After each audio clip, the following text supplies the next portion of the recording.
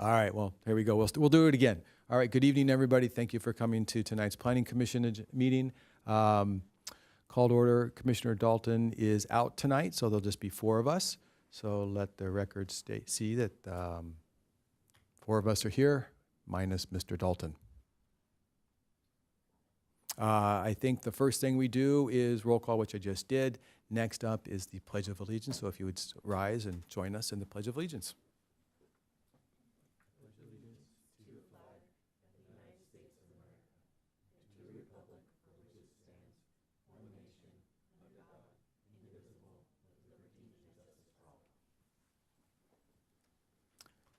Thank you.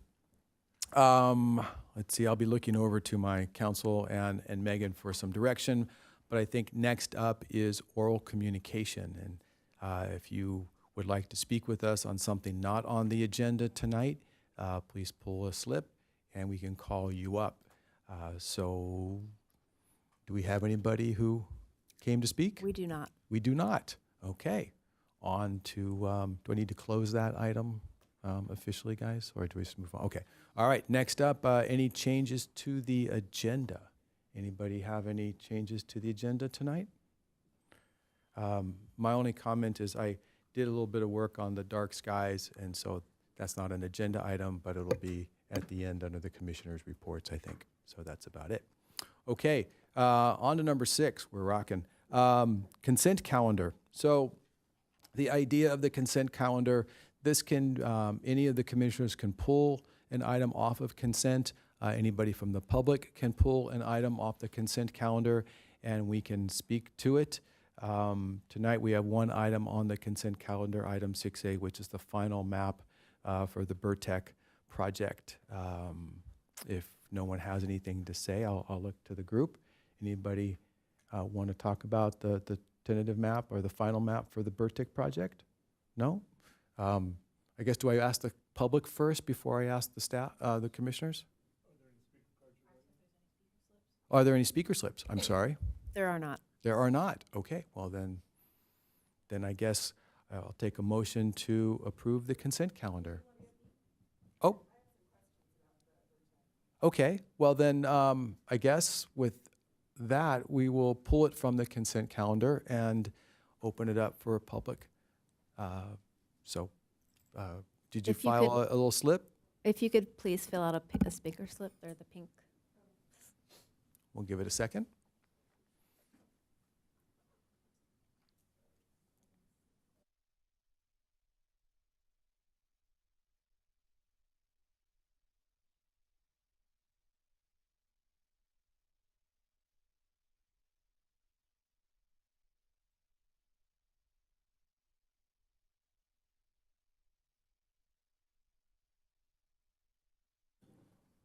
Well, as you fill out that paper, we have staff, and they will give us a couple of minutes. As you can fill that out, they'll give us a brief staff report, and then we'll go to the public.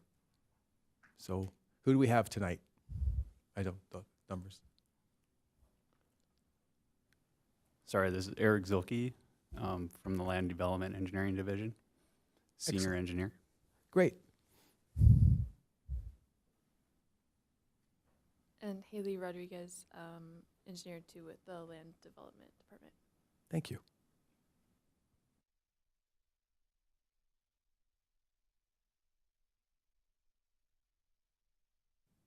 Give them a second as they load it up.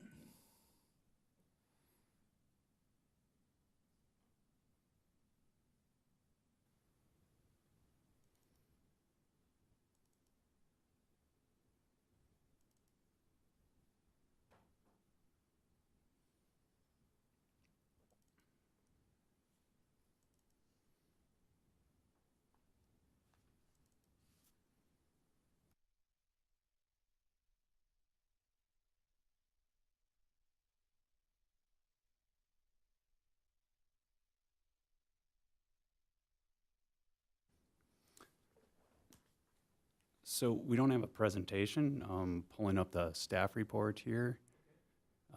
This item, it's the final map approval for the Burtec mixed-use project at 102 and 118 2nd Street in old Encinitas.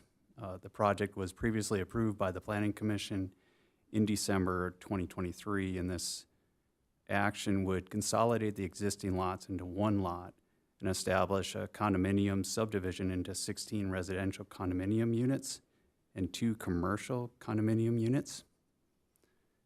Staff has reviewed the final map and found it to be substantially consistent with the approved tentative map, technically correct and in compliance with the applicable state law and city requirements. Because this is a final map, the action is ministerial, CEQA exempt, and no additional conditions of approval are to be added at this stage. It's simply the final map. All right. Brief. Could I ask Go a ahead. question of Yes, staff? please. I actually just wanted a clarification because I think it's just a grammatical thing. What is a commercial condo? So you have 16 residential and 2 commercial. What's a commercial condo? Or I wasn't kind of clear in the language. I think is it storefronts or is it living situations that are being rented out to the community or something? So what I understand is they're going to have a winery in one of them, so kind of a commercial So business. business, is correct. Okay. So Yeah. you. I would, so rather than renting those, they can sell the units. So by doing the condo map, they're selling the condos upstairs. They would just be selling the units downstairs also. So if you have a business, you would buy it. You could rent it from the developer or you could buy it from the developer. They're not living Oh, that, locations. I don't think so. I think, well, They're they're commercial business businesses. opportunities you can either buy or rent from the developer. yeah, So similar he's to building like to a sell. storefront or something. Yeah, it's a storefront, Okay. but- Thank you. confirmed by them. Yes, that's correct. All right. Anybody else have any questions? Mike?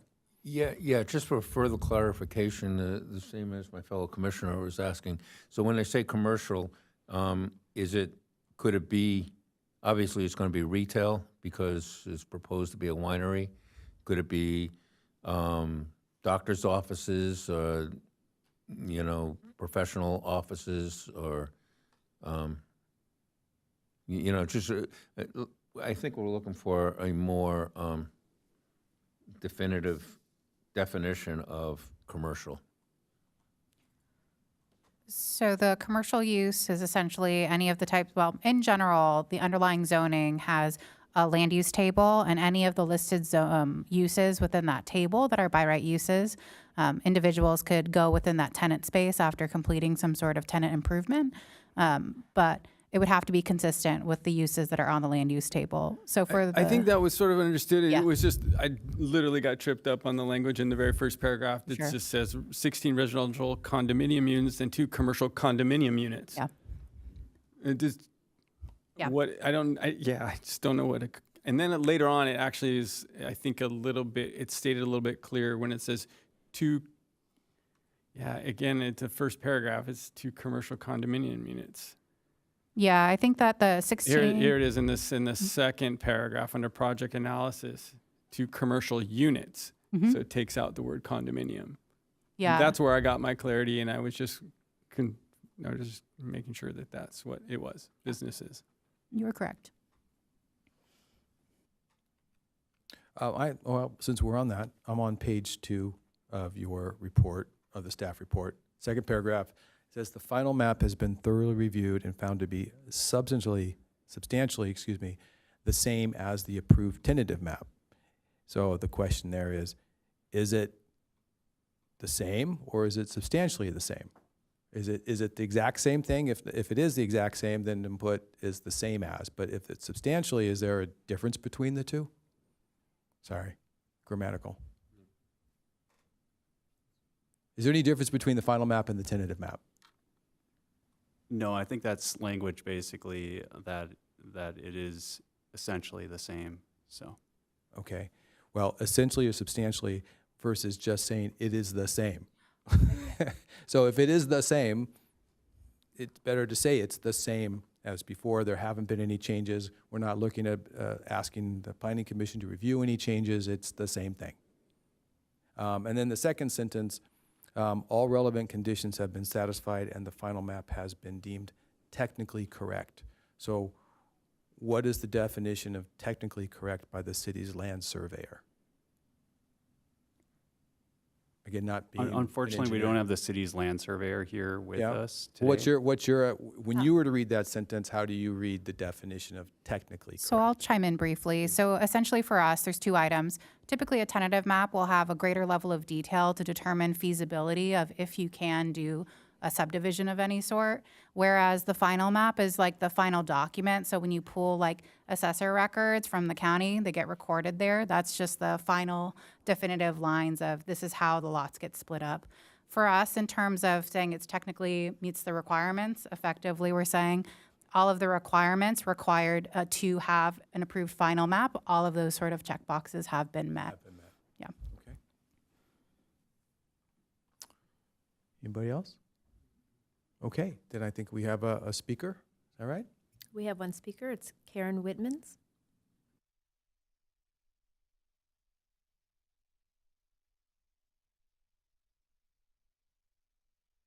So I'm backing up against the alley, directly looking onto the Burtek property. And I'm here kind of on behalf of my neighbors that have properties that abut to the alley. And we just are concerned about alley access and parking. I understand that the new unit will have parking access, garages kind of coming into the alley area. And so we just wanted to make sure to see how that was going to be mitigated so that we can easily access our property from the alleyway. And then kind of along those lines, we had heard that the power poles would be buried, or the power lines would be buried and the power poles would be removed, and just wanted to confirm that that's still the plan. Okay, in your staff report, can you pull up there, the staff report? There's at least, there's either an aerial on page 3 or 4, excuse me, maybe that's helpful for the, just to point out, if you could help point out answers to her questions. So that's the aerial photo. There we go, perfect. So the concern is the alley on the west side of the property? Yes. Okay, all right. And where's Well- the best place for me to access this staff report? This- Is it open to the public, or? Yes. So in general, all staff reports are available on the city's website. Specifically, if you go to the agendas and webcast page, it'll list all of the different city council, different commissions, and it'll have a link to the agenda next to the meeting and the date time. Thank you. And then on the agenda, the staff report will be a hyperlink. Okay. So that's how you can pull this report up. Sometimes they do a slideshow presentation that they do, but that's not posted on the website. But the staff report is, and the associated documents would also be posted. So if there were site plans, and usually that's on the tentative side, but usually you could see all the drawings for the map. Don't know if we have. In fact, yeah, I did. Although I appreciate the questions, and they're very specific to a couple of particular things. But I'm not sure we have the report necessary to Answer her question. Well, at this time, yeah, answer the questions. Nor do we have it to analyze. No, I agreed. I So- think it would have been under when originally approved, right? The tentative map would have been where we would have seen. Or it's going to be on a future one regarding parking and not a tentative map, but a project plan. So the original project plan and staff report was viewed by the Planning Commission made a determination on this item in 2023. Okay. What we can do, though, is separately, when you provide your information for providing your public comment, if you provided your email address, I can follow up with you and ensure that I have a staff member following up directly with you who's the planner for the project. Okay. And it seems that at this stage, addressing these items are definitely important, but we couldn't necessarily take action on any of those. Correct. If we found things that were important to adjust for. So we're sort of in a place that's a little bit unhelpful to you right now. Mr. Chair, if I could Yep. chime in. You're exactly right on.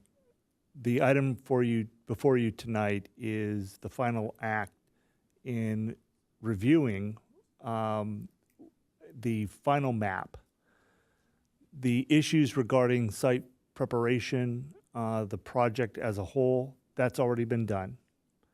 And one of the conditions of that approval was that a tentative map be done. And part of that process is they submit a tentative map, there are conditions with it, and what's before you tonight is basically the review of, have those things been taken care of that are required under the tentative map. Staff has reviewed it, said it's substantially, technically, that what that means in legalese, couched words is, it's the same. So if you're able to get back to those documents, and If and I if the staff could like direct you towards them, hopefully they could answer some of those questions Okay. and give you some clarity on them, or hopefully it doesn't draw more questions. But you know, And that's exactly correct. I mean, many of your questions are likely addressed in those prior approvals, but at this point, valid as your concerns are, this board cannot address those tonight, and those aren't before the board now. Okay. And so what is before you is to see if there's any compelling evidence to show whether or not the representations made by staff are negated, and therefore, is there a reason now being presented on the record to vote this down that no, the conditions of the tentative map have not been met? That's what's before you. Very that good. helpful? Thank you. Yes, Sorry. thank you. yeah. We do have one more speaker. Great. Dominic?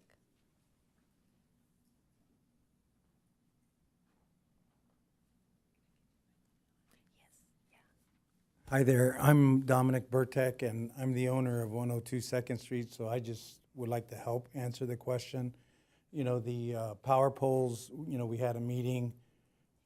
We've actually had a couple meetings, and the power poles were talked about, and we are working with SDG&E to allow us to put the power poles down. Working with SDG&E, it takes time, so we're still working with them. So our goal is to put those power poles down, and I have spoke to the neighbors about it. Sorry that we missed you guys, but our intent is to put those power poles down.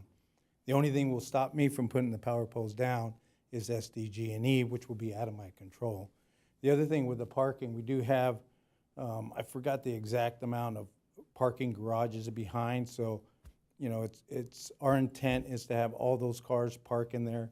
You know, an alley is a public right-of-way, so if there is somebody that parks there, I mean, somebody can park in the parking alley right now and stop traffic, but, you know, that neighborhood is a really good neighborhood and everybody respects each other. So we're gonna sell a few condos, but we're really gonna keep ownership of everything. So I know the way our family is, we're gonna control it, and we're gonna make it a beautiful place to live and not impact the neighbors or have a bunch of cars parked in wherever they feel like it. So I think you'll be happy when we're all done, and if you do have any questions, you know, if they can't answer it, I'll be more than happy to answer it.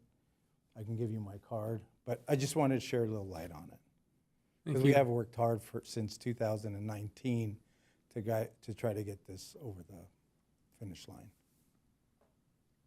Thank you. Excellent. Appreciate the comments. Thank you. That was very nice. Appreciate it. Okay. Well, I think we'll close. Thank you. We're going to close the public comment. A little heavy there. So deliberation. Any questions amongst the group? No? Okay. So I guess at that point, do we have a motion to approve the item? Call the vote, or take a motion? I'll second it. Okay. I guess I motion to approve. It was I seconded. thought you were No, motioning to approve. I wasn't sure. It's apologize. fine. It's I all motion good. to approve. Okay. However we want to do that. I motioned and Bridget seconded. All right, let's call the vote.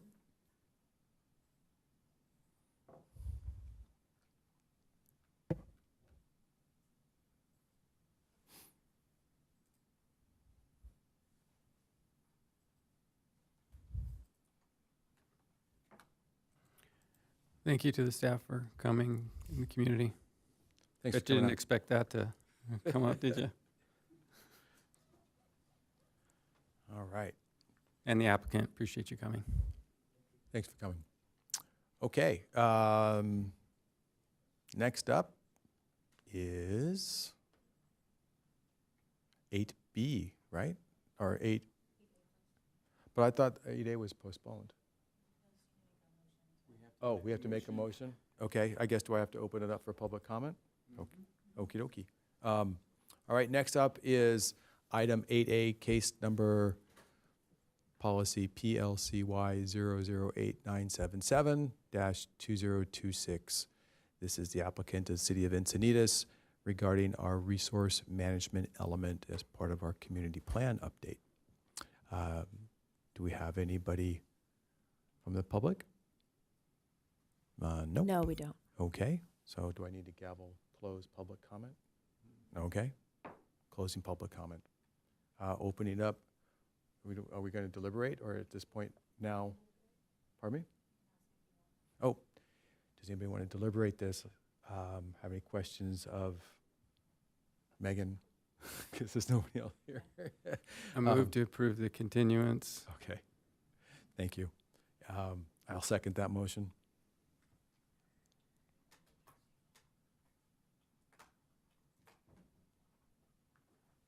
Thank you. You're better at this.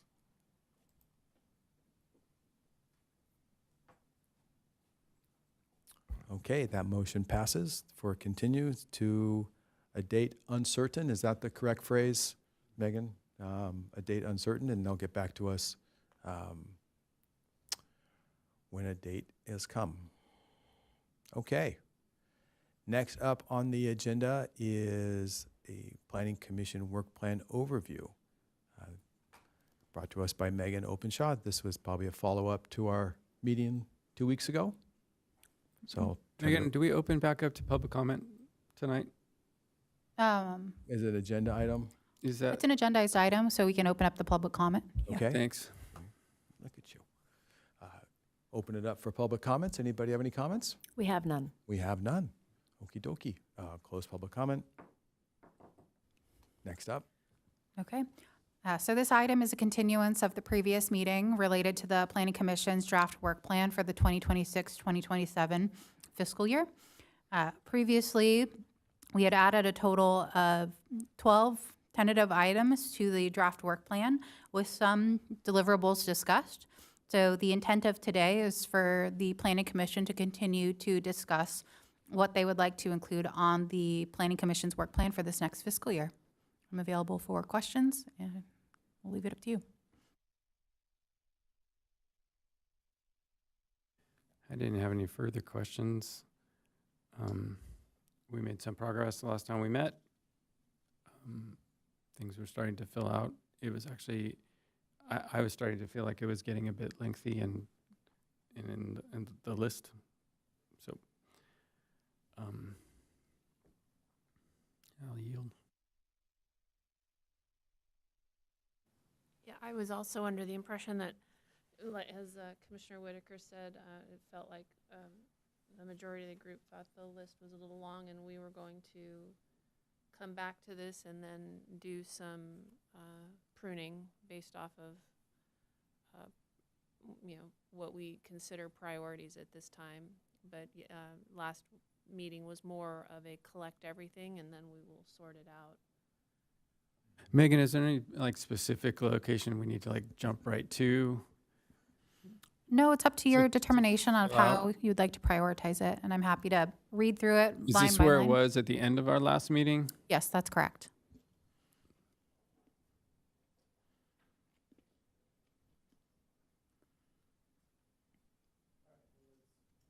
Open it up. So look, we have 1 through 12. Okay, so the idea will be probably to prioritize before we start to either cull this down. Does anybody have anything they wanted to add? Is there something missing from this 1 through 12 that came to you over the last couple of weeks? No? Okay. So is there anything that, after reviewing this, that folks want to eliminate from the list of 12? Can either eliminate them or just put it towards the bottom as we prioritize. Again, I think the overriding theme, generally speaking, is things that have come to us that we can probably provide some additional insights to city council and to others who read our work plan. Like, what things keep coming. The way I look at this is, what keeps coming to us that seems to cause us a consternation? Is it, a code issue? Is it, a bike storage because the new developments are high rises? What is it? Is it linking traffic to fire life safety? All the kind of things that come to mind for me. One of the things that is a tool that I'm not sure if it goes on our work plan is the MHCP, which is the multi-habitat plan. I don't know if that's the right acronym. But that's also another tool in our tool belt that we as a city haven't passed. I know there's a lot to do it, Carlsbad and some others.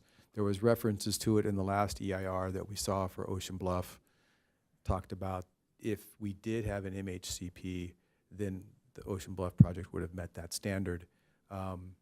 There was a project on La Costa Avenue, houses that are being built by Toll Brothers that were up against the lagoon. We didn't have an MHCP at the time, and so we couldn't apply some of the standards associated with setbacks or bird or water issues because we didn't have a plan approved for the city. So sometimes we're looking at things that development have to maintain, and some of it is open space. And, if you have an MHCP, then how open space is treated differently because of species and habitat. So that's something that kind of came to mind for me. But that's just a wish. It's not like, that's something that's been going on for a long time in the city, hasn't it, Megan? It's been kind of parked for quite a while. Yes, I Yeah. don't have the exact number of years, but it has been many years that has been an ongoing project. Right. But I don't know if that would be,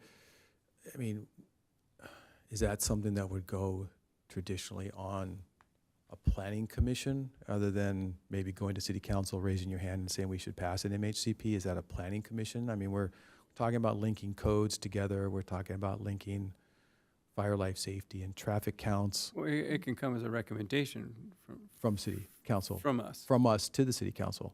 Absolutely. Yeah, I'd like to add it to our list, and the city council can always come back and say Megan, it's can not you clarify important. also, we need to prioritize things on this list? Do we need to, It's up to you. Realistically, this is your work plan. If you think that things should be prioritized at this point, I would consider this as in no particular order. It's just a listing of all of the items that you would like to accomplish within the next fiscal year or work on. But we can make it so that we prioritize that one is the top priority, with 12 being the lowest priority. Without looking at last year's work plan in front of me, how many of these items are carryover from the previous year? And is there a way that we can identify like an 33 to ongoing- 50%? Pardon? Yeah. About 33 to 50%, 50%? up to 50% of them, I think the dark skies and the. in one form or another. About 5 of them are from the previous one. Yeah, maybe more than 50%. So I'm tempted to prioritize things. Yeah, Like, I'm happy to prioritize things. Yeah. So The acronym I was trying to get to was the Multiple Habitat Conservation Program. That's the MHCP. And okay. that's a tool that if we were to pass it, we would be able to have projects measured against if it was compatible with the So MHCP. do we just need to develop a recommendation? Yes. We just need a draft recommendation. So can we put that on there? Yeah. Draft a recommendation to city council. Correct. And If it's a high priority, let's move it up the list. I'm kind of confused, Megan, by the Cardiff twin home variance thing. Isn't that just a code cleanup situation? It still remains hanging like a loose nail, and like, you know. We've never really addressed it in the time that I've been here. We can clearly put it under the bullets, under column, which column is that? This is not, oh, this is Word, not Excel. We can put it under code review, and we can move it up, comma, slash twin home housing if we wanted to stick it there. I just don't. Yeah, I thought it No one's seems like advocating, we seems can. like a code review to me, and so I thought that's just the Let's- category it's in, and I'm perfect. looking for some consolidation of some things. Yeah, let's put it there. I think that makes sense because like that is a very, like that, item number 6 is very specific. It's like, go do this thing, whereas if, you know, some of the other ones, the like affordable housing review or the city traffic code analysis or the MHCP, those are larger topics Right. where I think the only thing that, I believe that what the planning commission can do is make a recommendation to city council. We think this would be something that that the city council should consider making a priority, whether it's adopting an MHCP or doing the analysis. But it's a larger item, whereas a couple of these seem very small and like would slot under a code upgrade kind of thing. It's Right. not a So burning Megan, issue. as far as that code upgrade thing, so we have a whole bunch of code upgrades like identified. Did you want to fill that item out with them, or did you like it to look clean with just code cleanup and we're just taking them as we want to take them? So the Cardiff Twin Home lot variance request, certainly happy to consolidate that with the code review item. I think that's something that staff is currently looking into right now with the omnibus code cleanup, which we've now renamed to code review. So in terms of other items, the dark skies ordinance I would leave as a standalone item since we have a subcommittee formed by the Planning Commission.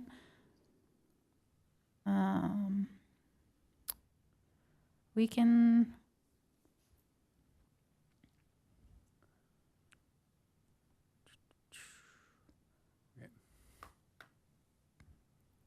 I just meant, actually, just so I could back up to my comment, we had identified a lot of actual locations where we wanted to focus on specific code, like 6 months ago or a year ago. Like, we had a list of them. It's in our old work plan.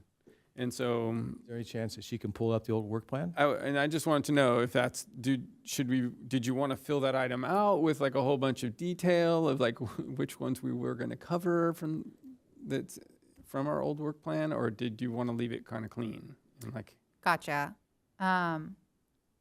There's not a ton of space in the deliverables necessarily to include a huge list of different code cleanup items. I Okay. can include bullet points of like specific areas that you'd like us to focus on specifically. but a more general comment is helpful there.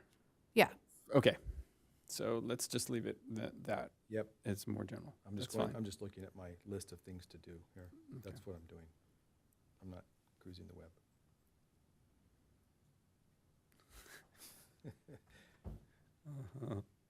Okay. I'd had an ongoing list of things to do. But I think they're covered generally in the work plan.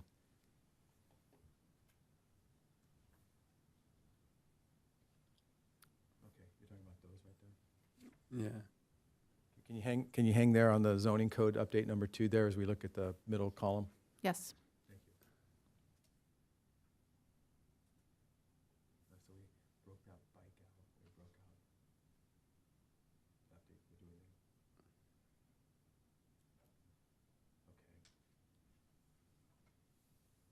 Okay. All right, I'm good. Can you scroll down to the next page? Thank you.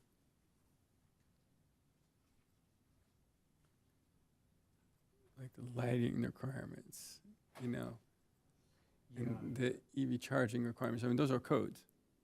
Correct. And so those were places where they hung us up in projects. We wanted to look at the language, see if it can be and tightened up. So is that, So- do you see that? She could put those up as code? No, I'm fine with it. My question here is, did you want that in No, there? I or do you think- want it cleaned out? That's Gotcha. all. I just don't know how this is going to be looked at from other people and whether that's what they want us to be, see. From Or a formatting standpoint? Yeah, so let me amend my statement then. Now I'm reading the list because some of these items I think are standalone items and some of them can be cleanup items. So effectively, things like height limits, probably more of a standalone item and not a quick code cleanup if it's going to take effort to dig into that specific type of area. So some of these have deeper research components to it. I would say for those that require deeper research, let's keep it as its own item and prioritize what we would like to out of that. Okay. Thanks. Thank you. That's helpful. So there's probably a few here we want to keep. Yeah, no, I Mhm. agree with you. I think the North County coordination could be a code issue. Okay. I mean, that could be a code. Make the North County conversation as part of the checklist.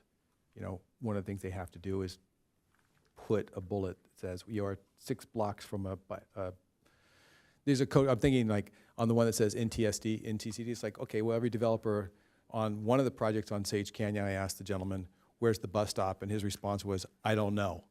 I'm like, okay. Kind of need to know where the bus stop and the park is if you're going to develop a project. And so to me, it'd be a code thing that says, in your application, you need to identify where the nearest bus stop is. I mean, that's a code cleanup, right? Yep. Something pretty simple. Or tell me where the nearest park is as part of your application, so that if you're not going to build a park for kids to play in, that they have a place to go play. I guess that's code. Is that right? That seem like code to you? I may need to look into that and get back to you if it's code or if it's a policy direction or if it's just looking at submittal requirements in a checklist of what do we want to see on different documents. So we can include that as an item to look into. Okay. Excuse me. Well, we'll take your lead on that, of how it should be shown, but that was something that a lot of developers don't even know where the bus stops are. Seems kind of simple. That's just one example. Is there another one on there that works, that we should break out? Yeah, I mean, possibly. I mean, there was each of those individual ones. Right. They could go one way or the other. You just really have to All right, well, we'll go back to review the item. Let's go back to the list review again. the item, decide if it was, at Let's that go back time. to the list and see if we need to carry it over. And Yeah. if we don't, well, then we won't. And if we do, then we'll find a spot for it. Okay. Always do that. Are these work plan items going to be categorized as current goals, as time permit goals, and No, they're not. The new layout is the one that she's been writing on. yeah, That's the But- new layout. There's not a time permitting and a current goal on that. we're not going to do that? So No, that's been scrapped. They gave us a new read format. Well, you can, You can utilize that if you see things on there. you want to as- bring, yeah. that you would like to bring forward onto the new work plan Okay, format. okay, Because the work plan in the past is not the past. We're still working on okay. it. We always will be. All right. All right, let's see.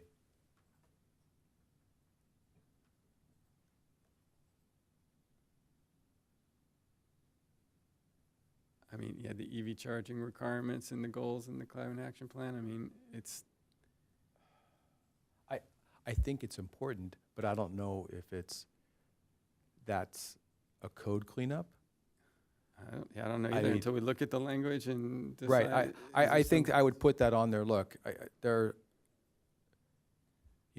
we have climate action plan guidelines that we're trying to, and the cap is ongoing now. So I think it's worthy enough to put on here in terms of how are we addressing EV chargers, how are we addressing e-bikes and the electricity component. We also, I think they repealed the all-electric mandate, right? So these are all things that go to our climate action plan. Mhm. And I think that's relevant for us to put on our planning commission work plan if we're concerned that either we have too few or too many EV chargers in our obligations for a developer. It might just be synchronizing the two, but it's worth noting. I So agree. I have a question about maybe this will help, because I'm looking at some of the items on the list that were being shown from the last plan, and some of them, I don't know that I would consider those code cleanup, so I'd just like to be sure that I have the same definition of code cleanup. Code cleanup to me is something like, the language is a little ambiguous, and it could be, someone might be able to interpret one thing one way versus another, but we know exactly what it's supposed to be, and we're going to change the language. We're going to make things more explicit and unambiguous and very consistent with what the intent was. Whereas if we have to do research and decide if we want to change something, I don't really consider that cleanup. That's actually that's a modification based off of understanding that we actually need to have different requirements than what we have in there now. And is that the way you look at that and staff? Or because if I look at what you have, what's being displayed now, like you go down the NCTD coordination, height limits, reviewing residential exterior lighting requirements. I mean, those are, I don't know.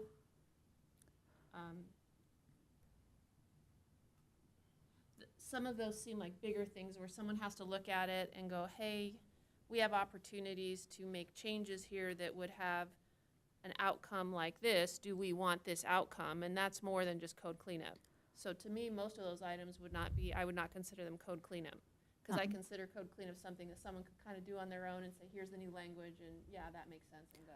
Yeah, I would concur with you. So originally, these items are associated with the zoning code update, which were under the long-term goals, because as you mentioned, they're actually more deep dive into what is the actual regulations, are we able to change it, what are the legalities around that, was the willingness, and then being able to actually make those types of substantial changes.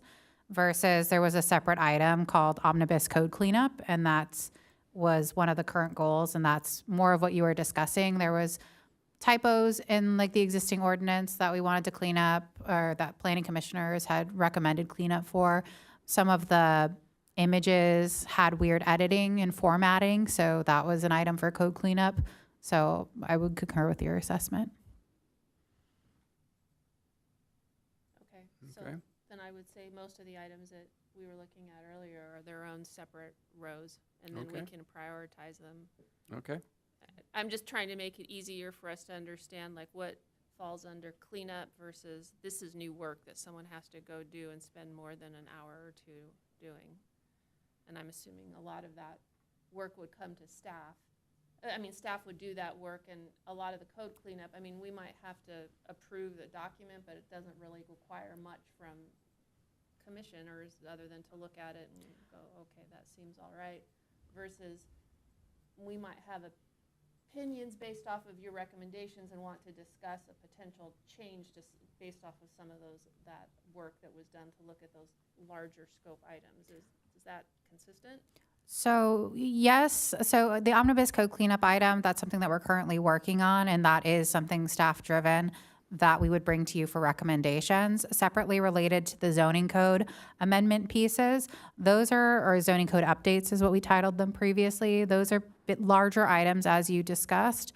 And with that, staff would not allocate time necessarily to doing those updates unless the city council provided direction to the staff to be able to do that. But if there are items in there that the planning commissioners would like to do research, do a subcommittee, and make recommendations to the city council related to engaging and having a budget associated with it and time allocated to doing those comprehensive updates on these areas, that's where we can do that. A good example of one of those items is that was prioritized. There's the dark skies ordinance. That's something that our vice chair Prendergast created a subcommittee of one and has been doing research related to that ordinance. Now actually that item has been included as one of the city council sort of objectives, or I think it will be soon. And so then we'll have an allocation of time and staff towards that specific.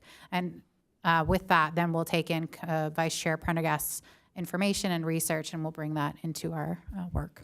Okay, great. Thank you. Thanks for that clarification.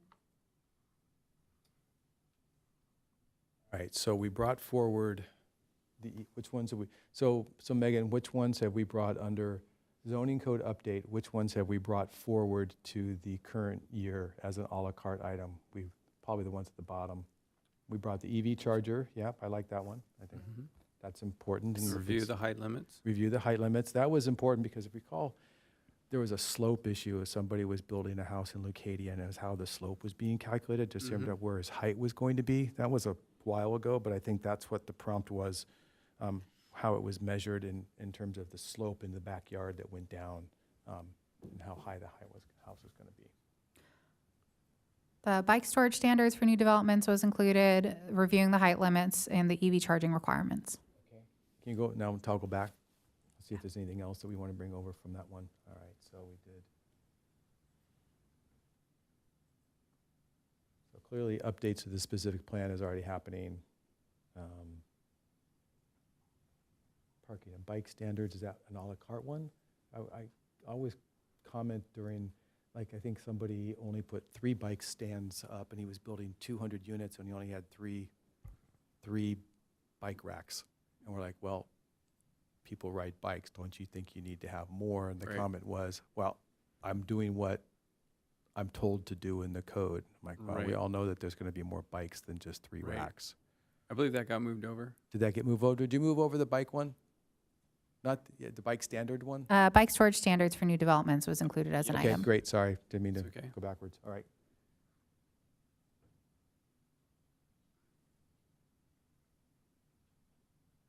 Okay. Anything else on that? I don't think so. I think last time you had mentioned review residential exterior lighting requirements. We aligned that with the dark skies ordinance. I forgot to mention that. That makes Okay. sense, because that actually will come up, yep. Okay, so, I'll go, is there anything else? Okay, we'll scroll down. Is there anything else? Kind of done. That's not going to get anywhere.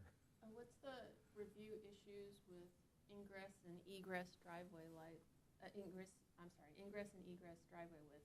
Can't read today. All right, so that's come up on, the Santa Fe Drive project, going in and out. It came up on Sage Canyon, in and out. It came up on High Bluff or Ocean Bluff. Ingress and egress, that they were seemingly too narrow if the fire truck was coming. So think about sometimes the projects are just one way in, one way out.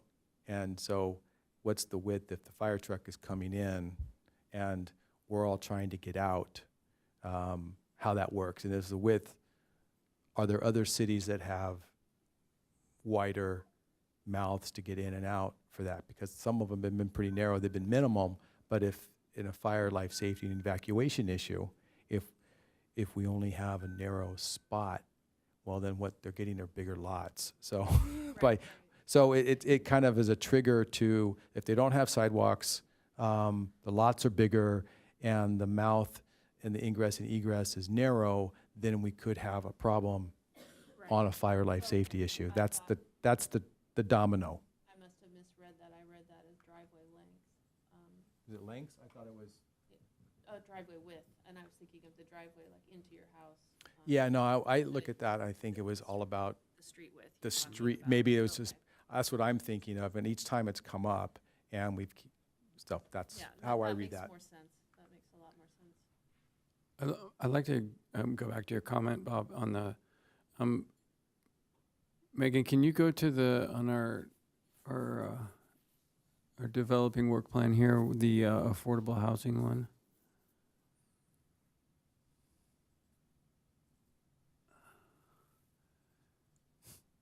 So it's called Affordable Housing Review here.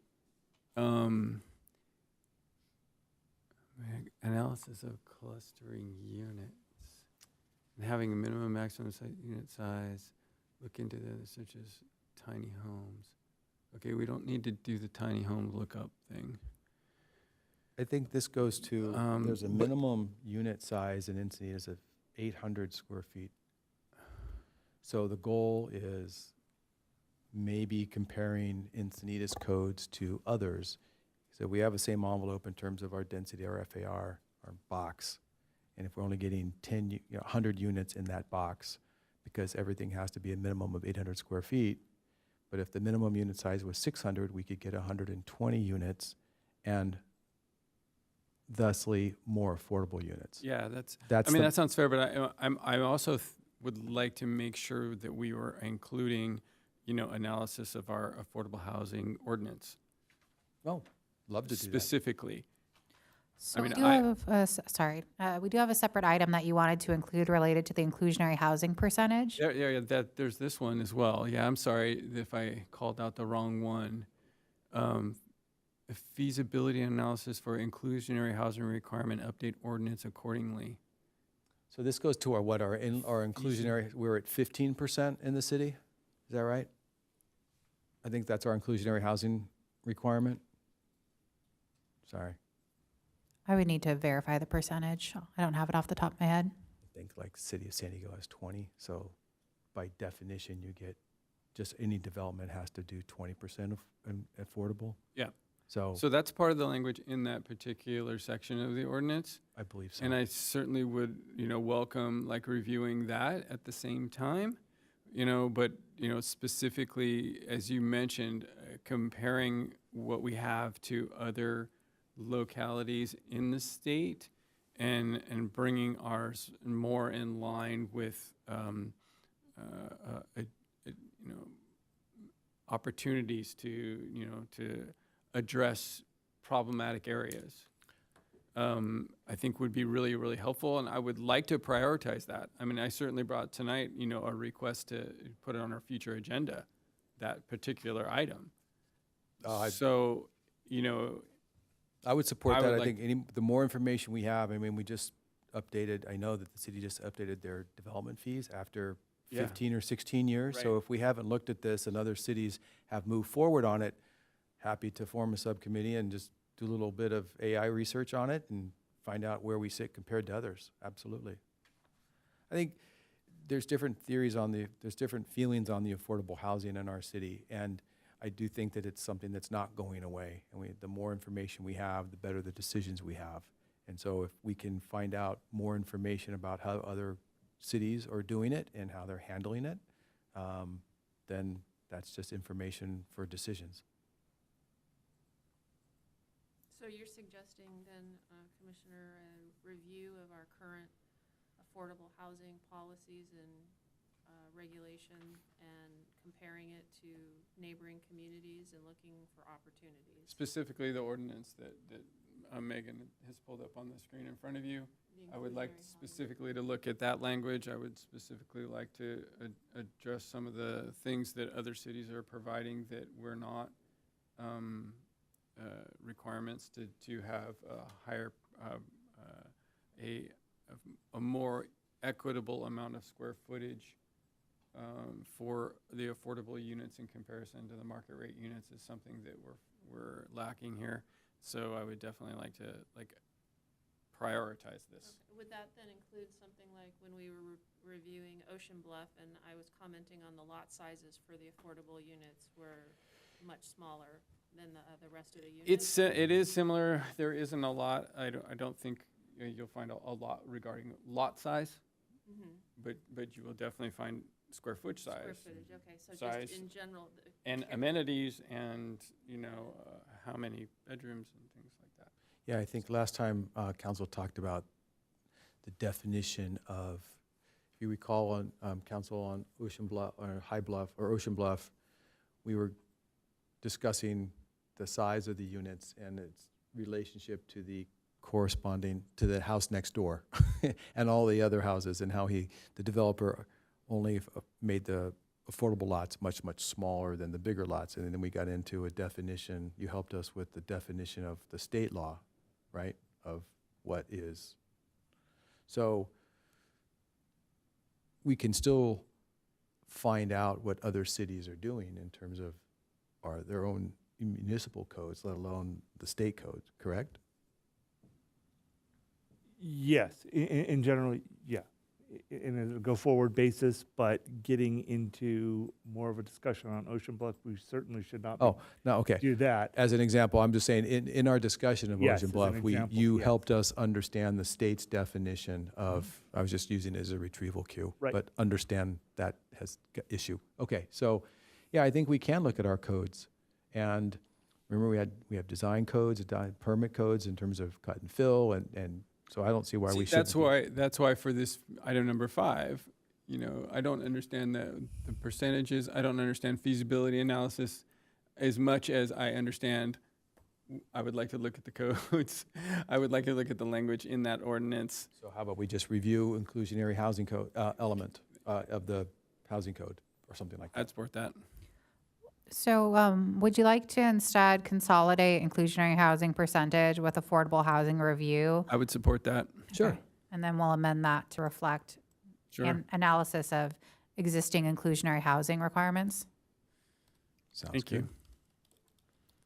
I support that, but my question is, though, what is the output of that activity? Like what? We would be making, we would consolidate our information and make a recommendation to the city council. Okay.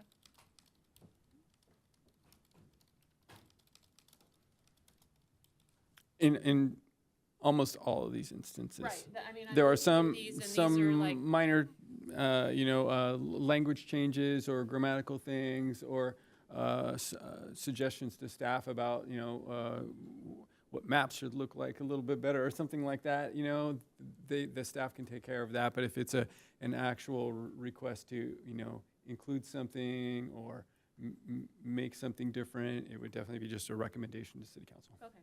So I consider then like the number 3, that was the one that I brought up on the traffic code analysis, is reviewing, summarizing, and making a summary of a recommendation for city council to Correct. evaluate and Absolutely. decide if they're going to do anything or if they want to do anything or not. Just a recommendation Yeah. to do something, To do something. or whatever the recommendation is. They can decide what to do Yeah, with it. But on the Parks and Rec Commission, we did that in a couple items. We wrote a memo and said, we've researched this, we believe city Exactly. should do this. exactly the Same same. And then they decided what they wanted to act We on have or never not. done that. Okay. We have never done that Never, oh, since I've been here. oh, No, I see. I wrote that big memo. They decided not to hear it. The how, yes, yes, we did do a full sorry. The Yeah, but- subcommittee did do a full analysis. It was very well done on affordable housing, and it's certainly very comprehensive. And yes, it didn't get reviewed. Didn't make by it to them. the agenda, but Okay. Right. that, Alright. that can happen also. That's fair. Mm-hmm. Yeah. Okay. So that can happen. I just like to know, like, if you're working on something, what are you expected to deliver at the end, and, because like I'm interested in the traffic Sure. item, and I could research it, and I could have my Sure. own opinions, but like, I can educate myself and whoever else is Mhm. looking at it, but knowing like what our goal is to deliver is important, so that we focus whatever work sure. and time we spend For on sure. it appropriately. So are we stepping towards like prioritizing now a little bit? Well, is there anything else, Mike, you want to add? No, but to Bridget's point, at the end of the year, next February, we have to have outcomes. We have these goals and we have outcomes. And so what are the deliverables on these items? I mean, we're just looking at things, or? No, I think, in my opinion, I've got a little something to show on the dark skies. The answer is, there isn't really a format. So it could be a one-pager with bullets, ordinance number 552.1. I think we should use the one that Carlsbad uses. Here's a copy of it, and this is my suggestion. So you can kind of come up with it any way you want. I kind of looked at it as a memo form, is my thought process. The affordable housing thing got a little deep because we had lots of examples, and we were showing pictures and citing codes from other places. So, I guess it's whatever you feel comfortable, but there isn't a fixed format. And it was essentially a needs assessment, Yeah, essentially. thank you. It was very much a needs assessment for affordable housing, which is super helpful and like important and Yeah. should be heard. But I'm looking to redirect into things that are more actionable. I think that's that's been the direction that they've given us, is actionable I items. So, agree. I would like. so yeah, the answer is we'll submit we'll come up with our priorities, we'll submit it, somebody will deliver it. Last year, Steve, Chairman Dalton delivered it to the city council. They made recommendations, they deleted some things, they moved some things around, and they gave it back to us and say, go forth. Sometimes we get to it, sometimes we don't. A lot of it's just then it just falls to us how we're going to do it. We'll form a subcommittee, I guess, and those who want to work on something and take it would form the subcommittee of 1 or 2, and off you go. And what about council-directed work plan items? Like, we want the planning commission to do X. We had that, we refer to Parks and Rec all the time, but we Yeah. had that, there was some directives from the city council on what they wanted Parks and Rec to accomplish, like look into renaming Surfers Point and, looking at L7 and things like that. Well, Megan can certainly speak to the process, I'm sure, but my experience is that it'll go in front of the city council. Our chair will present it. They will give their feedback to the chair, and staff will notate that. They will bring that back to us, and then we can review that at that time, reallocate our priorities if necessary. And then come up with a plan to That's the try general to, process. Is that the kind of information you were looking for, Mike?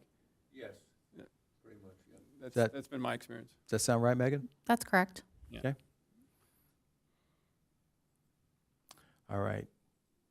Was there anything else we needed to add? Or No, we I have our honestly, list? and this is starting to look more like it was more of a priority list at the top here. Okay, let's So- revisit that and say, And okay. It's looking a lot, it's filling out really well, so. I guess we could easily, is 1 more important than 2? And then we could go, is 2 more important than 3? And just kind of do it that way. Could I suggest that we just go high, medium, low at first? If we start arguing if something's a 3 or a 4, we'll be here for a long time. Sure. I'm. No, that's a great asking, suggestion. like, is this a 1, a 2, or a 3 in terms of priority? And then when they're bin together by category, we can decide if we want to do those prioritize within, just as a way to help us be efficient with the initial prioritization. All right, so Or, I think, I think that's fair. I mean, at some point, it's gonna, I think beyond 3, I won't care. Right. I am not gonna care what order they're I in. oh. think Oh, even- gotcha. I got Beyond it. I think 3, even because we 3s won't are get going past to 1, be- so. Even 3s are going to be. Well, she's saying he's looking like 1, 2, 3, 4. By the time you get to number 5, It doesn't matter Oh, what order okay. it's in. number 5 out of 12, not we- number 5 in terms of, 5 to 10. Oh, okay. like this. All right. Anyway, but I just know that for sure the code cleanup thing is coming to us soon, so I like that at the top. I appreciate that. Fair. I don't really have to, I don't feel like I need to prioritize that one when they're actively working on that. So, like, yeah, personally, I don't. that works. But it is a high priority because that has been there with us for quite a while. So I do agree with that part of it. All right, let's just scroll down real quick, and take a quick peek. So make a note to yourself, we have affordable, then we have traffic. After that is, citizen participating plan can go to the bottom. I mean, that's just something I can do, but you can move that one down. It is important, It is, though. okay, all right, put it back. Control Sorry. Z, put it back. Wow, really, I really felt like that's That is important to me, because I think that this is the issue, not to beat a dead horse, this is a combination of distance, 500 feet, 200 feet, 1,000 feet, and and the fact that when people, returned mail. right, And then how does that, affect the outcome of the participation? I mean, it really did dampen down our view of the participation process in yeah, some no, ways I at was, times. I agree. I think that the 500 feet, if you take someplace like Cardiff with a lot of rentals, then you don't get to the guy or the house that's a few 4 feet away because they don't get the notice. And It's on every project. There- It's a All right, I love it. priority. It's on every project. Okay. And that's actually that's a high. Super. clear and achievable. achievable. All right, that one's a high. Okay. Traffic city analysis, high, medium, low, just out of curiosity. I think it's high because I think we have opportunity. I agree. It Yeah, sounds that- daunting to dive is. into, but It I is. do agree that it's high. It's the number one thing that comes up on like every project, right? Absolutely. Worst case is we know a lot more about the traffic code when we're done. There's lots of books where you look up numbers. I learned. I mean, with Ocean Bluff. Yes. Affordable housing, I mean, like I'm at level urgent, like level. All right, so like, let's keep that high. beyond, like high. Sorry. Okay. It is priority of mine. All right. Good, I'm all over So- that. You know, in TCD, I mean, that's easy to accomplish, but it's probably a medium, I think, in the big scheme of things.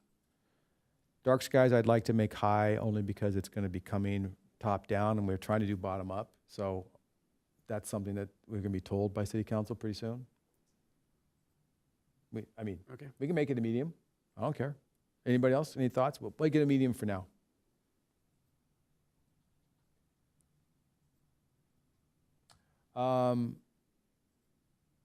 MHCP, I think, it's a medium for me. I mean, they can strike it.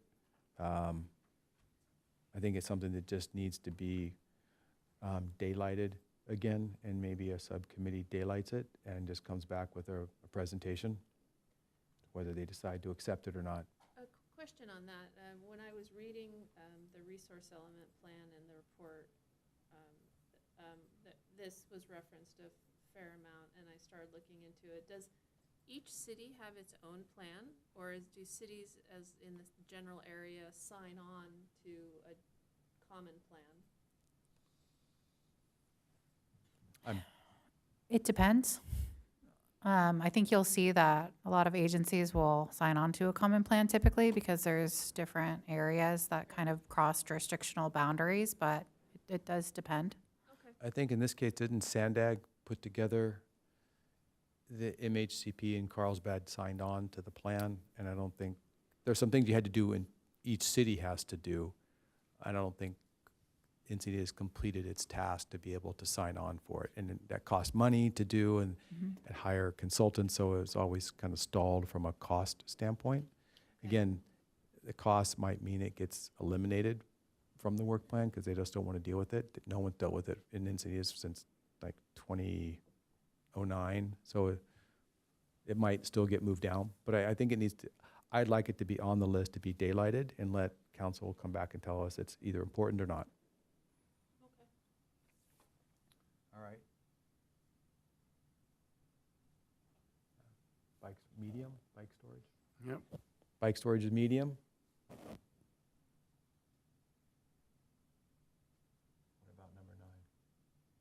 Yeah, I'm a medium on the rest of them. I Okay. feel like we've got some high priorities already, so. Does number 11, is that similar, is that referring to the citizen participation? Yeah, I think that's, Program? yeah, yes, I agree.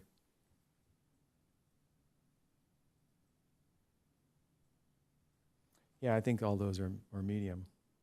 And, I mean, Yeah, there's smaller items, actually. I think the high items require, or just because of what they are, require a more research and information gathering. Not that these medium ones don't, but they're a little more targeted, so Yeah. it's. So we need to fill in a few deliverables and, be done? yeah, Okay. it's looking really good though. Like, what's a dark skies deliverable? Like, is that a, It's a report. so it's a, It's a report, and it's basically a recommendation. it's also a recommendation to. Well, city council? it's a summary of other cities' dark skies ordinances and where there's an international dark skies authority, Okay. and there's a criteria which can be met, and it could be a target for us to try to achieve it. Right now, only Report and only recommendation. 9 has it. Okay. So the question So is, it's does a the report and recommendation. I Re- like that. report, okay, that's like the that. answer. Yeah, All right. I like that. Actually, for a lot of those, then it's the same deliverable, report and recommendation. Yeah, okay.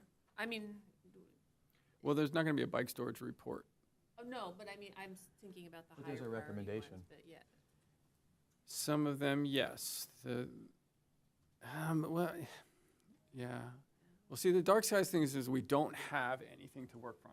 So we're at this clean plate, and we're gonna like bring in a bunch of ideas and things that have been tried, and we're gonna package it up into a report. So some of the others are not necessarily like that.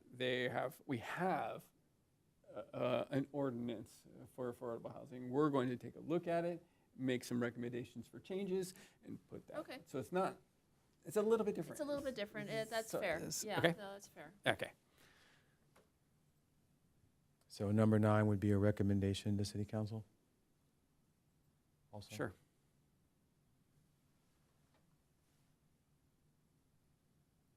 I guess that'd be the same for 10. Here.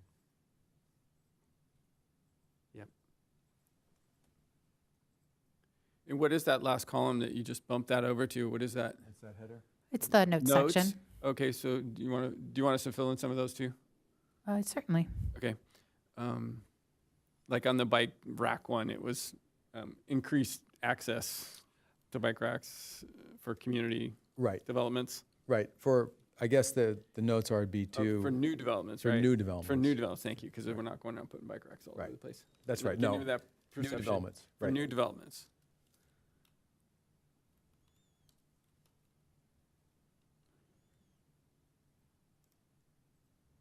Yeah, I mean, we don't need- that's- some would argue that. That's any- perfect. We don't need to fill that out Yeah. anymore. We don't need to add more. We could, but we don't need to. Review the height limits. Let's see.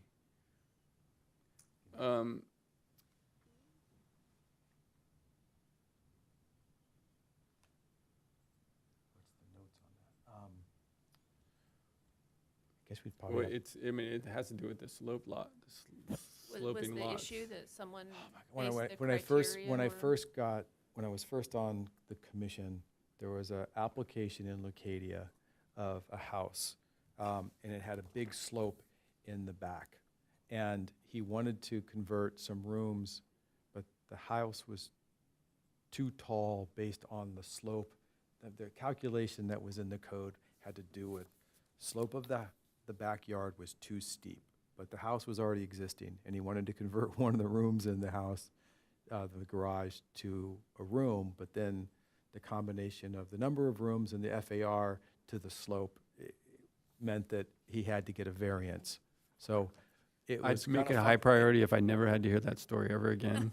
It got very contentious, but So anyway. there's there was ambiguity. There was some ambiguity, and it was based on where the height was being measured to measure what the slope was. Okay. And that was 4 years ago. It hasn't come up since. Okay. So really, the goal is to remove ambiguity on how height limits are calculated Yes. on a lot. Correct. And again, there's only one example. There was another one on a house in Cardiff where Thank somebody you. had I gone appreciate that. gone up some stairs to this point and then down some stairs between a twin lot, and they took the measurement from the top of the stairs. So it was like an artificially created height, so that created the floor that they then measured the height of the house from that spot. And that was a little Okay. vague. There's got to be a way where we can have those things occur and then address the item. Well, like I can probably go back and look. reasonable amount of time. Like, I can when probably did go back. I happen? remember these things, so Yeah. maybe I'll need to just go back I and was look at definitely those never thinking about the planning commission at that point. In my Yes. life. Ever. Commissioner Dalton, with his experience as an architect, knew really well where the measurement yes. was. Oh, I don't know if you remember that one, Megan, but that was, Review issues with ingress and egress driveway. Development progress. Okay. I think this is again, a recommendation to, or review of existing code and compare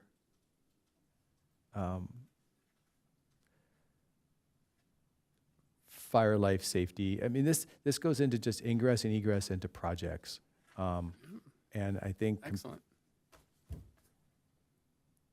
fine, bingo.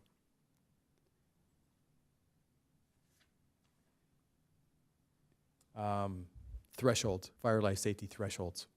Nice.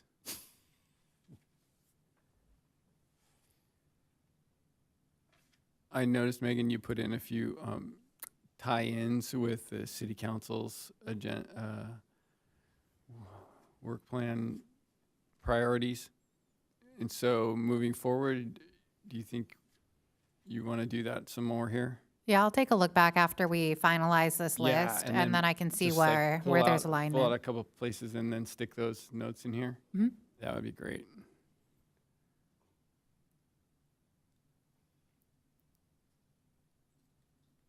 All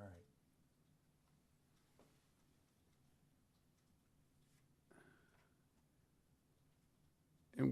In the member involvement area, I mean, we're kind of an all hands on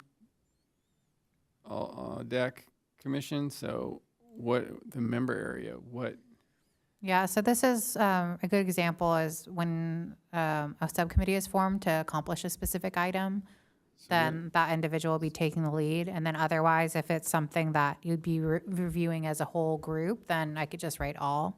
okay. So except for currently, except for the dark skies, we're going to have all in all of those boxes. I think, I think that once we, my understanding is that once we have a finalized work plan, if we decide that it needs to be a subcommittee, someone has to own that, and it can only be 1 to 2 people, and the rest of the members are involved through reviewing the work that they come up with at a future planning commission meeting. That's my understanding how You're it works. correct. That's my, so, You're yes, we're all involved, but if you correct. want to have But for this document, there should be a lead or something that says. Well, I who's think the we're going to wait till the subcommittee city council tells us what to Obviously, do. wait until the document, And then once the document comes back from city council, then I think we can assign people. yeah. I Or would do we- recommend that, because we don't know what's gonna happen. I don't know if we're going to all agree on. Do we need to whether or fill not that we're in now, Megan, or should we assigning wait for them things to anyone? review it? Yeah, I think you can, I think you can leave it blank for now unless unless the items are like code review, all of you would be reviewing it because staff will be bringing that item. Or Right. we have an existing subcommittee for the dark skies ordinance. other than so the dark beyond that, skies. we can leave it blank. Okay, let's leave it blank and just put me down on the dark sky. And if you think that all was going to be appropriate for the right one, then please put it in.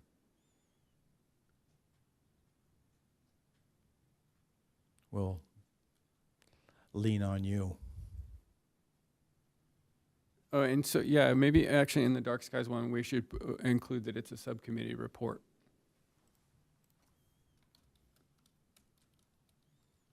Yeah.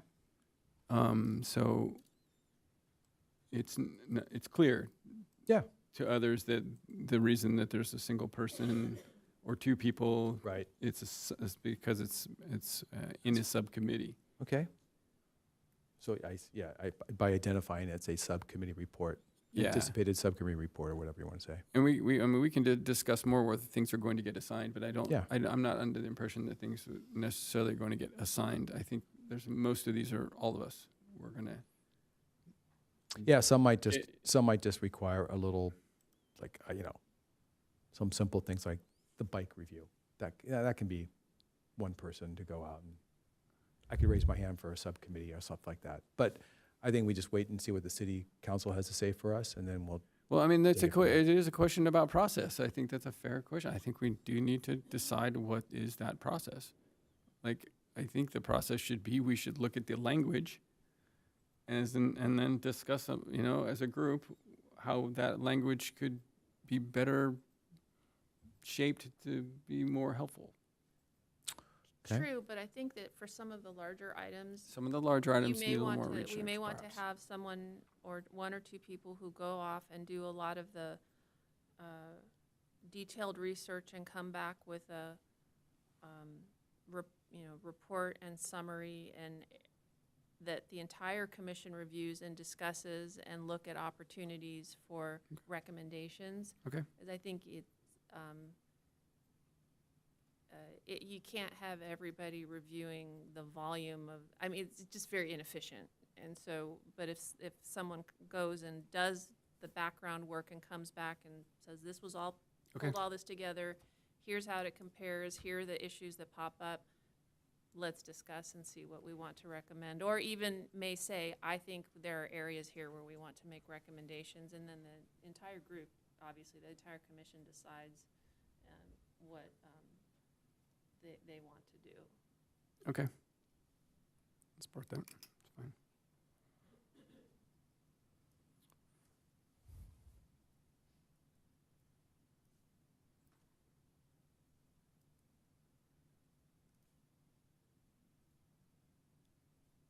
now that we've kind of ranked choice voted for them, you can probably take out the high, mediums. I don't think, that was just for us to kind of prioritize, but it looked like it was all set. Is that fair to everybody, or do you want to leave the high on there? I think we were just using that I for, think it was a tool for us to just a tool. understand what we, does the city council want us to put high, medium, and low, or do they? No. No? Okay. All right, thank you.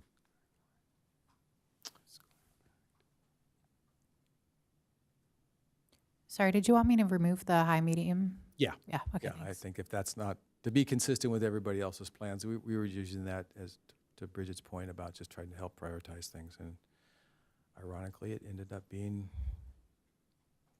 kind of prioritized.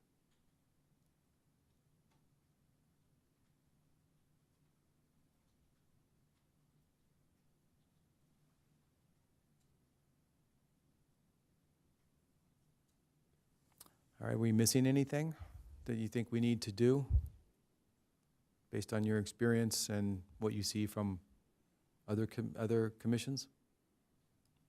I think I should fill in some of the gaps related to the city council focus areas, and then I'll need to include things like timeline and fiscal impact. Okay. Some of these may be pending items as well, depending on council direction. So Sure. I'll, in the interim between this meeting and the next meeting, I can fill in some of the items. Sounds good. So we will have another meeting before the July break? 18th, okay. So far, there is one agendized. I have to look to see if there's any other items, but regardless, I can always bring this back to the next meeting, and this could be the standing item. Okay. Right on. All right. Okay. I don't know if we gavel closed deliberation on the discussion of the work plan. No? Okay, I'm getting no. Okay. Thank you, Megan. Yeah, thank you. Appreciate that. And thank you, everybody, for contributing to, what I think is a workable document. Okay. Just Yes, sir. one clarification. So is there a clear direction that was provided? Are we just putting that as a note, or are you? The direction is for staff to complete the work plan text and bring it back to us for our review at the next agendized meeting. Perfect, thank you. That sound fair? Yeah, it's We don't perfect. need to motion Good that, job. do we? Nope. Nope, Mm-mm. okey-dokey. Nope. All right, just, Direction. I wanted to hit the gavel one more time. All right, next on our agenda is number 9, future agenda items added by planning commissioners. Anybody have anything they want to put? I did actually bring a future agenda item, but we have discussed it as part of our work plan. But Okay. I would like to, agendize a request to review the chapter 30.41 of the affordable housing. Then let's The do it. section 30.41.060, affordable housing standards and incentives, section A, to be placed on the agenda for the June 18th meeting. Excellent. That section outlines the affordable housing inclusionary unit guidelines and standards. It includes like things such as unit mix, comparable appearance, location guidelines, access to amenities, and including other things. I really feel like the purpose would be to review the language and for updates and comparisons with other cities' guidelines and prepare a recommendation for the city council.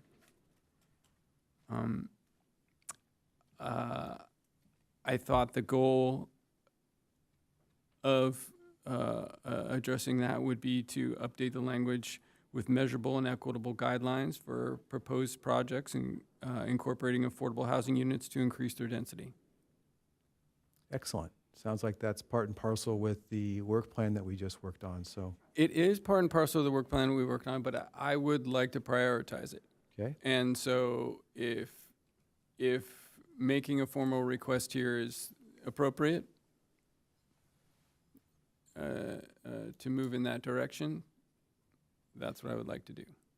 Well, if we've already closed 8B, can we amend?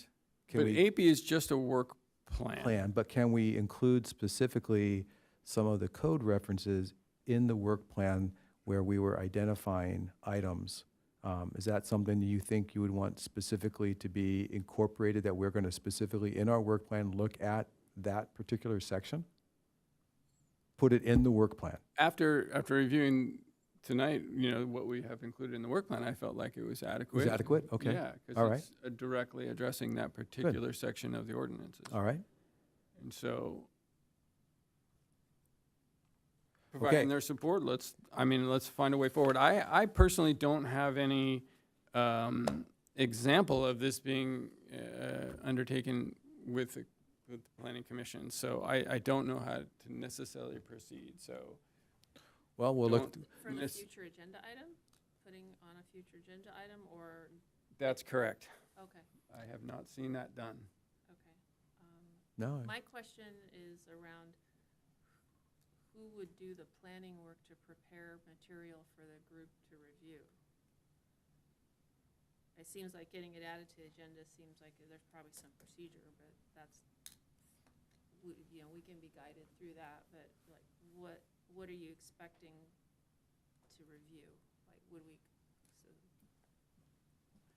I guess my expectation would be to review the language, maybe take a look at some of the other cities within the state that have additional requirements or specific requirements that may be helpful to us, and consider how that might fit into a recommendation to the city council. okay. So would someone kind of do that background research in advance and bring a summary, or would we just be reviewing real time? Yeah, no, Pull up the that's a very document. good question. I don't necessarily have the that's- answer. That's a good question. So I would think that you would start the discussion as a future agenda item, and then come up with a plan. Well, we could ask staff to provide a brief summary Yeah, of. and to be like honest, I kind of agree with Mike. I thought it was going to be a discussion about how can we go about doing this. Okay. Oh, okay, fair, So, okay, because you need Gotta to start do work. you got to start somewhere. right, And starting somewhere decides, how much work is that? What does that mean? Okay. What, Okay. Because I don't know how familiar you are with the ordinance. I don't know how familiar they are.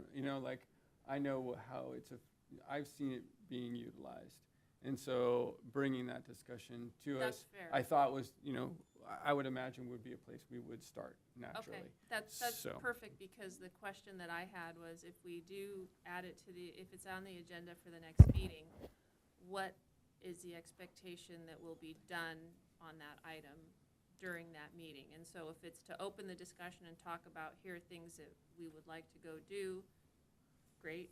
Or if it's, I expect that we're going to have a summary to review, that's a different thing. So my question was around, what are you expecting to be done? Yeah. I appreciate the questions. I certainly have a lot of them.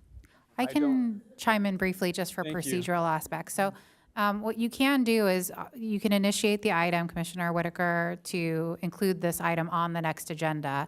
And at that time, you can vote on the content of what you'd like to discuss at a future meeting. Depending on what you would like to discuss, like articulate your questions, the areas of research, sometimes staff can do the research. At that case, we would need more time to be able to dig into something robust like inclusionary housing requirements. Separately, if you would like to do research independently and discuss that, you're welcome to do that as well. It's up to you. I appreciate all of that input, and it sounds great. Let's do it. That's why I suggest we put it on the agenda, because it takes time. The fact that we're talking about it right now and it's not on the agenda is not correct, I believe. You're okay. You haven't gone too far. All right, well, we've got, You're we've got, still okay. But we're close, right? You're getting there, but all yeah. right. So I think we understand what's going to happen in 2 weeks. We're going to have a discussion on Is- that code. I'm sorry, is this a motionable? Do we have to make a motion? motion for to this? Put it on the agenda? Or do we just agree, or what? Right. Do we What's the agree that- process for this? Yep. Yeah, I don't know that this is why we were conferring Talking about about this. There are certain cities where there are very strict guidelines about this. on how things get added, what's expected of that. In some cities, I don't think this is the case here, where you would have an idea about something you'd want to put on. We wouldn't have any discussion about it right now. You would just simply say, next time I want to put something on. Yes. It's up to you to then, at the next meeting, carry it and articulate. And basically that, at the next meeting, you're asking for a motion. Commissioners, do you want to hear more about this at the next following meeting, even after that? Got it. And, Yes. And if that's the way we're going to go, I think it's a very easy The process. decision to bring it forward on our agenda on the next meeting is not a Not a a vote. vote. It wouldn't be a vote right now. It's basically the commission. Consensus. Actually, do take a vote on it. If there's consensus right now, to give direction to staff to even put it on your agenda and have it as an agenda item, because the rest of you might say, no, we've already discussed about that. Or you might say, no, our I next agree. meeting is very Absolutely. heavy. Yeah. Whatever you're, No expectation Right. that I was going to have any particular outcome from that. but I think that's what your motion would be right now, then a second, and then So direction. you do want us to take us a vote? Please Okay, do, So yes. I'll move to put this on the agenda for the June 18th meeting. I'll second.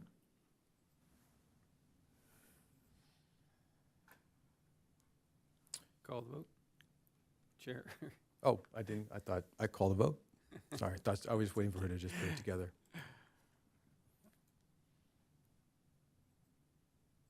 Okay, so at our next meeting on the agenda will be a discussion over the inclusionary housing component of the Encinitas Code, specifically, well, not specifically, but in general, including section, what was it, Commissioner? 30.4? It's chapter 30.41, the affordable housing, section 30.41.060, the affordable housing standards and incentives, section A. And Commissioner Whitaker would be leading the discussion. Okay, Okay, got it. excellent. Okay. Our first, I love it. All right, Planning Commission reports. Well, yes, we have a brief Planning Commission report on the dark skies ordinance. I put together a little something for everybody that she'll put up on the board or you can see on our screens. So, real brief, you know, our code has an outdoor lighting regulation, chapter 30.42. You know, it's special provisions for Liebenhain. The objective here is to, you know, maybe put in front of the city, make a recommendation at some point that all of Encinitas be governed by a dark skies ordinance. You can see down below some of the things that are required. There are, the fixtures have to be shielded. You can't see what is a dark skies ordinance? Well, they're basically trying to trap the light from going vertical or sideways or horizontal. So they're trying to focus the light as best they can so it's not spreading out. So a fully shielded or a downward light. Now, these are residentials, but we could certainly expand the idea that you can see as you come down La Costa Avenue, some of the street lights have little shields around them so they focus the light down. So the idea being, you know, this is something that if the city looks at it, they could look at some of the municipal lighting, not just residential lighting. So, you know, they also talk about light source specifications in terms of how many, the temperature or the brightness. And so we have, I think our code is 2700. That's interesting because there is an organization called the International Dark Skies Authority, and they also recommended 2700. So we're actually in compliance, and I have a chart later in the document that shows how we compare with other cities and how we compare against the international standards. So fully shielded and downward facing, downward directed lights, the color and the lumens and the brightness of the light is important. If you go to the next page, uplighting again, and this goes to, you know, I'm not going to get into, you know, searchlights and lasers and things like that or blinking lights, but, you know, this is also not, they don't want you to uplight your trees. Now, this is a lot of landscaping issues and architectural features. Flags are exempt, of course, because of the codes for flags. But, you know, the idea being illuminating the tree up is exactly opposite of trying to make sure your light is facing downwards for dark skies. The curfew, I think the idea is that after 10 p.m., that the lights would go off. So it's a dark sky. They talk about, these are on our codes, low voltage lighting for pathways. Again, light is directed downward, not upward. There's exemptions for motion activated security lighting, so people can have that. And typically those floods are wide, so those are security issues, but they're not on all the time. There's an exemption for temporary holiday lighting, so you can put your lights up for the holidays. And of course, those lights broadcast out, they're not focused down. And there's also some requirement for street lights, and signals are exempt. And one of the things that a dark sky ordinance would do is try to get those street lights. That's going to cost money. It's going to take time to redo that. But for the whole city to consider how the city, it's interesting that ordinances get passed along to the residents, but the city itself doesn't have to abide by the same codes. So to me, a little bit of a code cleanup. Why does a resident have to face downward lighting, but the city seems to be exempt from it if we're trying to dark skies across the entire city? So that's our, if you go, that's our chapter 30.42, just a real quick summary. There's a hyperlink there. So then I went on to say, okay, what other cities in California have dark sky ordinances? So a simple search came up with Borrego Springs in Julian, Malibu, Ojai, Tehachapi, Palm Springs, Rancho Mirage, Truckee, 29 Palms. And my search in the document also, you can link to the ordinance if you wanted to. You can see some of them have been going on for some time. Buellton, Goleta. It's interesting actually that Santa Barbara County as a county has a dark sky ordinance. I think they're the only county in California that has a dark sky ordinance that covers the entire county. The dark sky ordinance, is there an authority that can, that talks about dark sky? Well, there's actually something called the International Dark Sky Association. And they've come up with criteria that help cities identify how the best way to keep your skies dark. There's obviously a lighting ordinance. You actually have to measure what your output is. I don't know what that costs. So you have a benchmark to know if you are reducing your light pollution. So you somehow have to benchmark it. And you can go through an application process, much like a green building, to get an International Dark Sky Association certification. And interestingly enough, Julian, the first two cities on our list are the only two cities in California that have this IDA certification. Borrego Springs and Julian are the only two cities in California that have qualified under this international standard. Just something to consider or something to shoot for.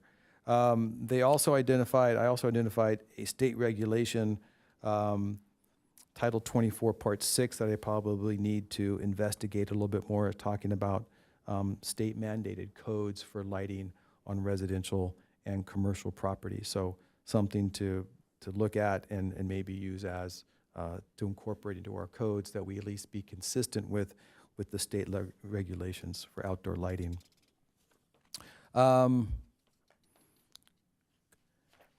Going through a little bit further on the dark skies, they mentioned on page 9 a full shielding mandate. They talk about color temperature limits. They're at 3,000 and we're at 2,700, so we're actually, more stringent than to meet these recommendations that they have.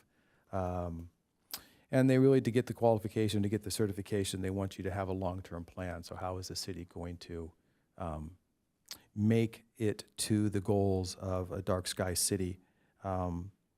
These are not obligations, but it certainly gives you a criteria of what the standards are, and if we can try to approach those standards, that's a good thing. If not, we'll establish our own. Let's see, just more things to read. Let's go to page, and there's a link to the International Dark Sky Community Program. If you go to page 13, this kind of shows you, I decided to focus on, because Julian and Borrego Springs, and I guess I used Truckee also, or probably follow the more strict guidelines. What I did is I matched up the IDA guidelines on the far left, and then I put what Julian's doing, Borrego Springs and Truckee is doing, and then what our current ordinances are, and where we would have a gap of possibly trying to update our ordinances to be a darker community. So that's what that schedule is on page 13, and it kind of goes down to temperature, and it just goes to some of the items, the types of limit lighting that's prohibited, and where we are consistent, and how we compare it to the other cities that have done it. And then there's also a section regarding municipal lighting, which of course probably requires a bit of capital, but it's one of those things where if we at least identify it over time as lights burn out or as capital requirements have to happen at some point, you have to fix things, and maybe you fix them to a different standard than they are right now. I will note that it was interesting in today's New York Times, there was a specific article referencing the fact that a brighter sky by studies that are done by various universities, I think a UCLA professor, the brighter your sky, the longer your plants stay open, the more pollen gets created, and the greater the allergies. So darker skies mean plants go quiet sooner, and they create less pollen, and therefore, by default, less allergy. So it's a public health item too.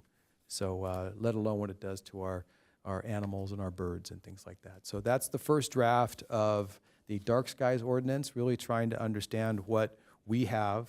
Number two, understand what a standard would be and how we could compare against the standard. And then I'll go back and look at those cities who have qualified under those standards and what they have done. And then lastly, what we would need to do to qualify under that standard. So, first presentation of the dark sky report. Thank you, that was interesting. I noticed the cities that you call out.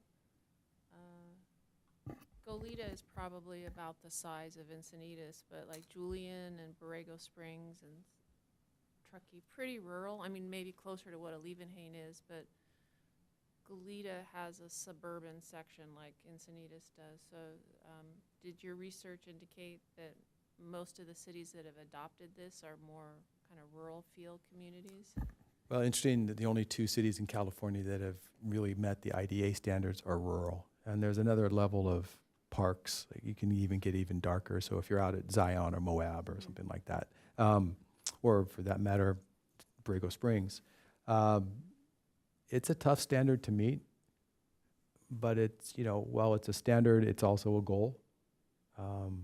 Things that we can do as a city to at least be conscientious about. We already have residential standards.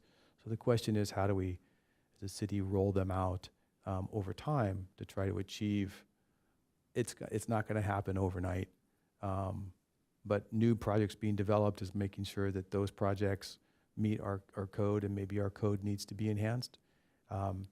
It's a tough standard to meet, but I guess every little bit helps. Yeah, I think it's a good idea. I just noticed that the cities that have seem to have gotten the farthest, Or the rural cities. more the rural communities, and so it was when Goleta came out, and I thought, oh, Goleta's kind of like Encinitas, coastal, and Right. parts are suburban, but then you go up into the hills, and it becomes more rural pretty quickly. Sure. Did you I see was involved at Adams Avenue Business Association in the 90s, and we did some public improvement projects with CDBG money and so forth, and changing the lighting. And at the time, it was what we were told. The understanding was that we needed dark skies for the observatory in Palomar. Mm. Are you all aware of that? Yeah. Is that the purpose of your concern with dark skies, or is it the pollination, or is it just? No, I think my concern is just, generally speaking, light pollution. Flora and fauna are a big part of it.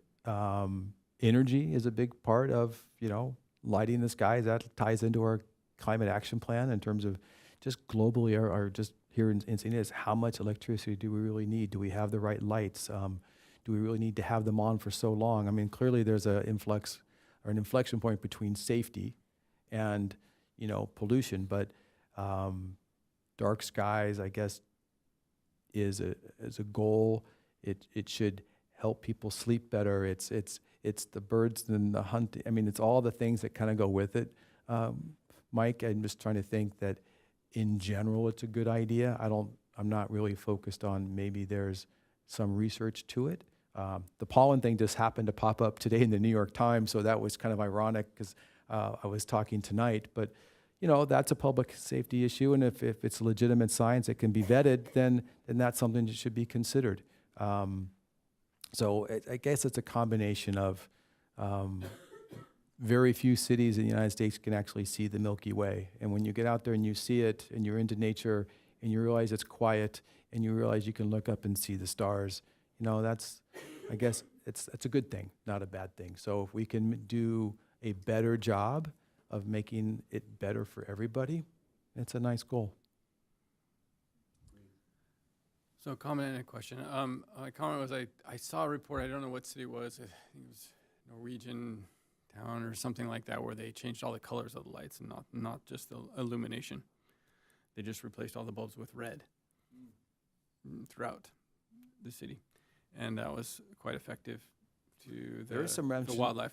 It's interesting you mentioned that. There Milky is some Way. reference to color in not just brightness, but also in color too. Yeah. And maybe I'll go back and look a little bit I more. don't No, know. it's a good That's- reference point. There might not be examples of where that's being used other than this particular location, but my question was like, it's a great report. I mean, there's so much information here. It's fantastic. Where do you see this going? Like what? What's next? Yeah, like what are your? I think what I'll probably do next is look a little more carefully. I'll probably clean this up and try to shorten up. Like, this is the standard that can be benchmarked, and certain cities have been able to hit that standard. Yeah. And now we'll say, okay, these are the things in their ordinances that allowed them to achieve that standard. Now, one could argue if that's the correct standard, that's fine. Maybe there's a different standard. I think I saw something called the international. There was an IES standard, but this was the one that I found. Maybe there'll be other standards. Right. We're almost like the city native plant ordinance. We're kind of, there's not that many cities that have done it. Yeah. So we're kind of not making it up on our way because we already have an ordinance. Yeah. So the That's question great. is, I can we enhance it? I definitely what Commissioner Kimball said about the differing cities. I mean, so the more we can align them, the cities that are more similar to us, the more helpful that information might be, and more realistic in considering implementation of these types of ideas. Yeah, maybe I'll look into some larger cities and maybe Chicago. I Or focused just- on California, but there Just might be others. if you're putting them, packaging them together, the closer they are together. Okay. In, as far as population, general, landscape, that type of thing. Various communities, some rural, some urban, that type of thing. That's going to resonate more if they just isolate a town like Julian with Encinitas. Julian's very specific. Its downtown is very tiny. It's still rural. Right. So it's hard to make a comparison. Unless you were looking at like a Liebenhain in Julian, like she mentioned.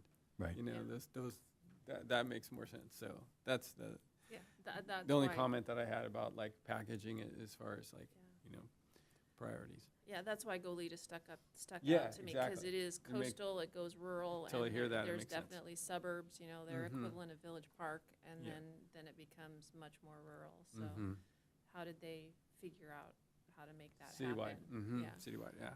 You mentioned color. One of the things in our existing code is you must avoid bulbs labeled cool white, daylight, or anything with the Kelvin rating higher than 2700. So there is some specific. Now, that's white color, not red Right. color. So I'll look into maybe there's a coloring of them also. Mr. Chair. Yes. So the way I've seen this also addressed in other cities is just even at a CUP level, without a regulation, commissioners have address this by saying that the wall packs must be down facing, no upward facing lights. Those types of things are very common and get just added to a condition set. Or better yet, put those in the development code as your standards. Right. But on a project by project basis, it's very common to limit the lumens that are readable at a specific distance. That's in our code, I think. And so at the property line, that reading be taken and be required that it not exceed an amount. Also, the height of light standards often comes to mind. When I was a planning commissioner, we had a project where the height of a parking structure surrounding, or it was a wrap building, and then the parking structure was in the middle, and on top of that, there were light standards. And to this day, you go to that intersection and you see the shining star up in the sky because the light standard is 30 foot high. And you've got these lights shining down. They argued that it was required for illuminating the 6th floor of this parking structure.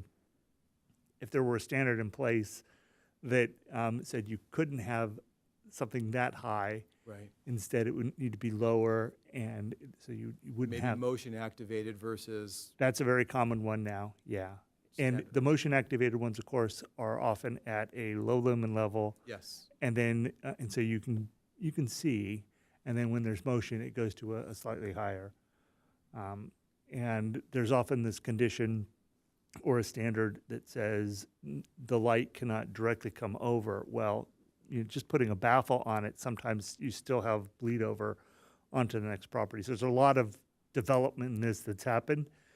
So it's great that we've got some examples from other cities, but I think there's also, it would really be nice to look at those to address what your actual concerns are. Because I've seen these codes where you say it must be baffled so there's no light coming over, and you go to the other property and you can still see that light. Well, obviously that illumination is coming to you because it's going into your eye. Right. And they've dealt with it as just saying, well, the baffle addresses it, but that might not be what you're trying to achieve. No, I think it's kind of Pandora's box, but it's certainly, I hate to say the phrase, daylight's the issue, and maybe rather than a 6-inch baffle, it needs to be a 9-inch baffle, and maybe those are the kinds of things that can come out of the conversation.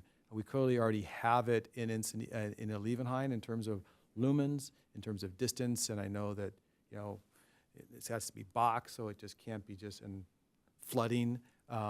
So we do have some of those in our codes.